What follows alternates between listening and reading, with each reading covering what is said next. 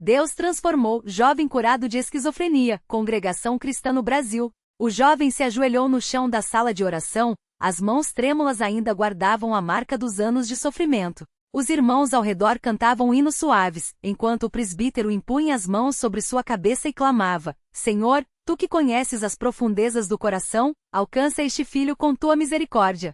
As lágrimas escorriam sem controle, não mais de desespero, mas de uma esperança que pela primeira vez parecia real. Ele não sabia explicar como, mas sentia algo diferente dentro de si, uma paz que não vinha de remédios nem de palavras humanas, mas de um toque divino. Os dias que se seguiram foram de prova. A família, que por anos viu o filho se debater entre crises e hospitalizações, agora observava com temor e fé. A mãe, uma irmã de longa data na congregação, não dormia sem antes se ajoelhar ao lado da cama do rapaz, suplicando: Pai Celestial, não deixes que o inimigo volte a tocar nele. Fortalece-o, Senhor, para que sua mente seja renovada pelo teu espírito. O pai, homem de poucas palavras mas de profunda fé, repetia baixinho, como um suspiro: O Senhor é bom. Ele ouve. E Deus ouvia. As vozes que antes atormentavam o jovem começaram a se calar. Não de uma vez, às vezes em momentos de cansaço, uma sombra de medo tentava voltar, mas ele agora tinha uma arma nova, a oração. Aprendeu a clamar em segredo, a buscar refúgio nos salmos, a repetir: O Senhor é meu pastor, nada me faltará. Os irmãos da congregação não o deixavam sozinho. Visitas constantes, palavras de ânimo, convites para os cultos, cada gesto era um lembrete de que ele não estava abandonado. Um domingo, durante o culto, enquanto o coro entoava quão grande é o Senhor, ele sentiu algo romper dentro de si. Não houve gritos, nem queda no chão, apenas uma certeza quietinha, como um rio que finalmente encontra seu leito. Ao sair da igreja, olhou para o céu e sussurrou: Obrigado, meu Deus. Não era mais o mesmo. A esquizofrenia que médicos disseram ser incurável estava sendo vencida não por força humana, mas pela graça de Deus. Os meses passaram, e o testemunho daquele jovem começou a se espalhar. Muitos na congregação, que antes olhavam para ele com pena, agora ouviam com admiração. Em uma reunião de oração, um irmão mais velho, com voz embargada, pediu para que ele compartilhasse sua história. Ele hesitou, mas então, com simplicidade, contou como Deus o tirou das trevas. Eu não merecia, mas ele me amou. Não foi fácil, mas ele esteve comigo em cada noite de choro, em cada medo. Hoje eu sei que ele é real. Aquele relato tocou corações. Uma irmã, que há anos lutava contra a depressão, se aproximou depois e pediu: Irmão, você pode orar por mim? Ele, que antes se sentia inútil, agora via Deus usando sua vida para abençoar outros. Juntos, ajoelhados no fundo da sala, clamaram pelo mesmo Deus que cura a mente e o coração.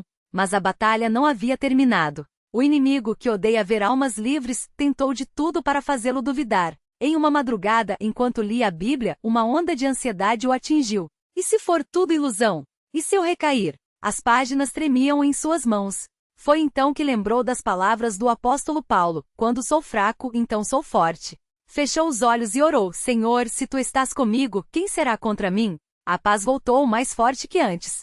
Sua família também foi transformada. A mãe, que antes vivia em constante preocupação, agora sorria ao vê-lo participar dos cultos, cantar com os irmãos, ajudar nos trabalhos da igreja. O pai, que pouco falava de emoções, certa vez o abraçou forte e disse: Filho, Deus te deu uma segunda chance. Não desperdice. Ele sabia que não era uma segunda chance, era uma nova vida.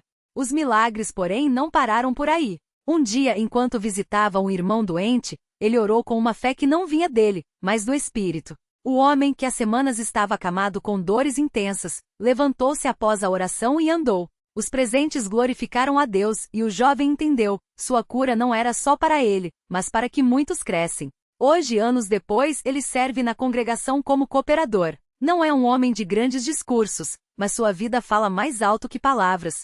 Quando novos irmãos chegam com cargas pesadas, medos, vícios, doenças, ele se aproxima, coloca a mão no ombro deles e diz: Deus pode. Eu sei que Ele pode. E conta com lágrimas nos olhos, como o Senhor o tirou do abismo. Em uma noite de Santa Ceia, enquanto partia o pão, lembrou dos dias em que achava que nunca mais teria paz. Agora ali, diante do símbolo do sacrifício de Cristo, sentia apenas gratidão. Senhor, eu não merecia, mas Tu me salvaste. Não só da doença, mas do pecado, da morte. Obrigado por me fazer Teu filho. E assim, entre hinos, orações e lágrimas de alegria, mais uma alma testificava: Deus transforma, Deus cura, Deus salva. não por mérito humano, mas por sua infinita misericórdia. Que este relato encoraje todos os que lutam, todos os que choram, todos os que ainda não viram a vitória. Deus não mudou, Ele ainda opera milagres. Basta crer. O jovem não imaginava que sua história tocaria tantos corações. Mas Deus, em sua sabedoria, usaria até os detalhes mais dolorosos de seu passado para abençoar outros. Certa vez, uma irmã recém-chegada à congregação, com o rosto marcado pela angústia, aproximou-se dele após o culto. Seus olhos revelavam um desespero que ele conhecia bem. Irmão, eu não aguento mais, ela sussurrou, segurando seu braço como se fosse a última tábua de salvação. Os médicos dizem que é depressão, mas eu sinto que é algo pior. Às vezes ouço vozes, e tenho medo de perder a razão. Ele não precisou de muitas palavras. Apenas a olhou com a mesma compaixão com que Cristo olhara para ele anos antes e disse, vamos orar. Ali mesmo, entre os bancos ainda quentes das últimas orações, ajoelharam-se. Ele não orou com frases bonitas ou teológicas, mas com a simplicidade de quem já esteve no vale da sombra da morte. Pai Celestial, tu conheces esta irmã. Tu vês suas dores. Assim como o Senhor me tirou das trevas, livra-a também. Dá-lhe paz, Senhor. Não a paz do mundo, mas a tua paz que excede todo entendimento. Em nome de Jesus, amém. A irmã chorou tanto que suas lágrimas molharam o chão. Mas naquele choro havia algo diferente, alívio. Nos dias seguintes, ela voltou a cada culto, cada reunião de oração, cada estudo bíblico. Não foi uma cura instantânea, porque Deus, em sua soberania, às vezes age assim, outras vezes nos leva pela mão, passo a passo. Mas a cada semana a escuridão em seus olhos clareava. Até que meses depois ela mesma testificou, irmãos, eu vim aqui arrastada sem esperança. Mas Deus, através da oração deste servo e da fé dos santos, me deu forças. Hoje não ouço mais aquelas vozes. Não sinto mais aquele medo. Não foi medicina, não foi psicólogo, foi Jesus. Só Ele. E o jovem, ouvindo aquele testemunho, lembrava-se das vezes em que, no auge de sua doença, pensava que nunca mais teria um pensamento claro. Agora via a mão de Deus não só em sua vida, mas multiplicando-se na vida daqueles que, como ele, haviam sido considerados casos perdidos. Um domingo à tarde, enquanto ajudava a organizar as cadeiras após o culto, um casal de idosos o chamou. O homem, com as mãos trêmulas pela idade, segurou as suas e disse, filho, nós oramos por você há muitos anos. Sua mãe, antes de falecer, nos pediu que não deixássemos de interceder por você. Ela chorava tanto, mas nunca perdeu a fé. O jovem sentiu o peito apertar. Não sabia que enquanto ele vagava pelas ruas, perdido em sua própria mente, havia irmãos fiéis clamando a Deus em seu favor. E agora continuou a irmã, com os olhos brilhando, vejo você aqui, servindo ao Senhor. É como se a própria glória de Deus descesse sobre nós. Ele não conseguiu segurar as lágrimas. Quantas vezes havia amaldiçoado sua existência, quantas vezes havia duvidado que Deus pudesse amá-lo. E ali estava a prova. Não apenas Deus o amara, como levantar um exército de intercessores para lutar por ele nas regiões celestiais. Obrigado, irmãos, foi tudo o que conseguiu dizer, abraçando-os com força. Obrigado por não desistirem de mim. Mas nem tudo eram testemunhos de cura imediata. Havia dias em que a memória das crises voltava como uma onda, ameaçando arrastá-lo de volta ao desespero. Certas noites ele acordava suado, com o coração acelerado, como se as vozes ainda estivessem lá. Nessas horas, ele se ajoelhava ao lado da cama e clamava, Senhor, eu sou fraco. Mas tu és forte. Não me deixes voltar atrás. Segura a minha mão. E como um pai que acalma um filho assustado, Deus lhe dava paz. Não porque as lembranças desaparecessem, mas porque agora, ele sabia que não estava sozinho nelas. Uma vez após uma dessas noites difíceis, ele chegou cedo à congregação e encontrou o ancião mais velho da igreja varrendo o pátio. O homem, que já havia visto gerações passarem pelos bancos da CCB, percebeu seu semblante abatido e parou o trabalho. Filho, o que foi? O jovem hesitou, mas o amor daquele servo de Deus era como um imã para a confissão. Às vezes, eu ainda tenho medo, irmão. Medo de recair. Medo de não ser digno. O ancião apoiou a vassoura na parede, aproximou-se e com voz firme mas cheia de ternura, disse, escute bem, Satanás quer que você viva com medo do passado. Mas Deus quer que você viva na vitória do presente. Você não é mais aquele jovem doente. Você é um filho de Deus, lavado pelo sangue de Cristo. Cada vez que o inimigo tentar te lembrar de quem você era, lembre-o de quem você é agora. Aquelas palavras ecoaram em seu coração como um sino. Ele saiu dali não apenas consolado, mas armado. Porque a batalha não era contra a doença nem contra as memórias, era uma batalha espiritual, e ele já conhecia o final. O Deus de paz esmagará em breve Satanás debaixo dos vossos pés. Romanos 16:20. Com o tempo, Deus lhe deu uma nova responsabilidade: visitar os enfermos e os abatidos, especialmente aqueles que, como ele, lutavam contra doenças da mente. Não era um trabalho fácil. Muitas vezes encontrava resistência. Você não entende o que eu sinto, diziam alguns. Ninguém pode me ajudar, desabafavam outros. Mas ele persistia porque sabia que a maior arma não eram suas palavras, mas sua presença, e acima dela, a presença de Deus. Certa vez, um irmão que havia sido internado várias vezes por crises de ansiedade extremas lhe disse, com amargura: eu oro, jejuo, leio a Bíblia e nada muda. Por quê? O jovem sentou-se ao seu lado, e em vez de dar respostas prontas, compartilhou sua própria luta. Eu também já gritei com Deus. Já perguntei, por quê? Mas sabe o que ele me mostrou? Que mesmo quando não entendemos, ele está conosco. A cura pode demorar, a vitória pode vir em etapas. Mas uma coisa é certa, Deus não nos abandona. E então, juntos, abriram a Bíblia em Salmos 34:18. Perto está o Senhor dos que têm o coração quebrantado e salva os contritos de espírito.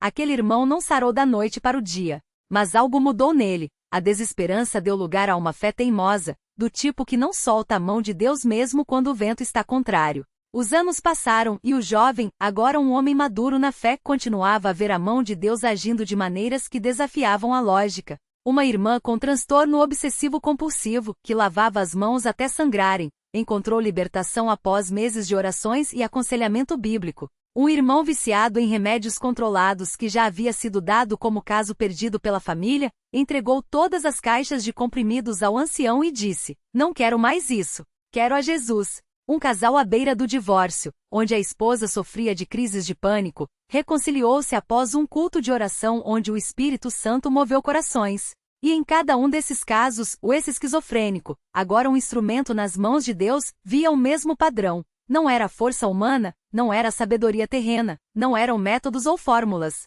Era o poder do Evangelho, pregado com amor, vivido com sinceridade e sustentado pela oração. Porque a palavra da cruz é loucura para os que perecem, mas para nós que somos salvos é o poder de Deus. 1 Coríntios 1:18. Em uma reunião de oração, enquanto os irmãos clamavam por um irmão que estava em coma após um acidente, ele sentiu o Espírito Santo lhe impressionar o coração. Fale sobre a minha fidelidade. Ele obedeceu e, com voz trêmula de emoção, começou a contar não apenas sua história, mas as dezenas de histórias que havia testemunhado. Do alcoólatra que hoje pregava o Evangelho, da mãe que perdeu um filho e encontrou consolo nos braços da igreja, do jovem que tentará suicídio e agora cantava hinos com lágrimas de gratidão. Deus é fiel, ele repetia. Mesmo quando não vemos, ele está trabalhando. Mesmo quando dói, ele está conosco. Mesmo quando tudo parece perdido, ele tem um plano. Naquela mesma noite, enquanto ainda oravam, chegou a notícia. O irmão no coma havia acordado.